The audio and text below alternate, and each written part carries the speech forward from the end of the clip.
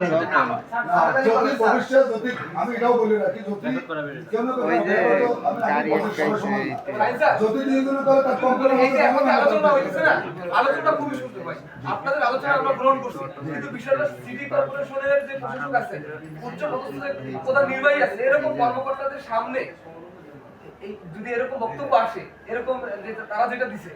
এই কথা যদি সেই জায়গায় উপস্থাপন হয় সেই জায়গায় যদি কথাটা বললে গ্রহণযোগ্য কাজ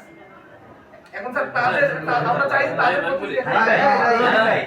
এইখানে যারা আছে তাদের নাম যদি তারা লিখিত দিতে পারে তো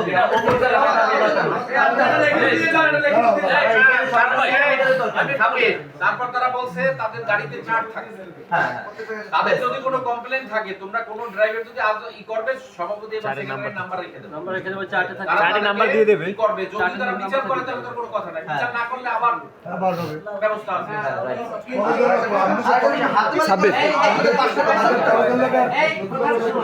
শুধু তো বিএম কলেজ না শুধু তো সমস্যা তো বিএম কলেজ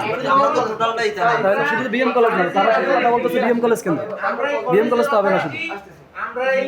সিটি কর্পোরেশনের না স্যার ওনাদের সাথে মীমাংসা একটাই এটা ওনারা একটা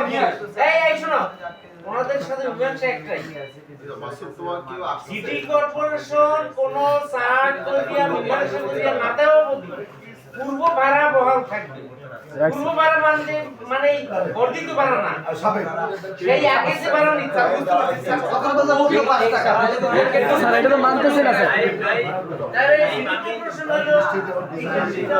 এটাই তো বলছে আগে 20 টাকা ছিল না আগে স্যার আগে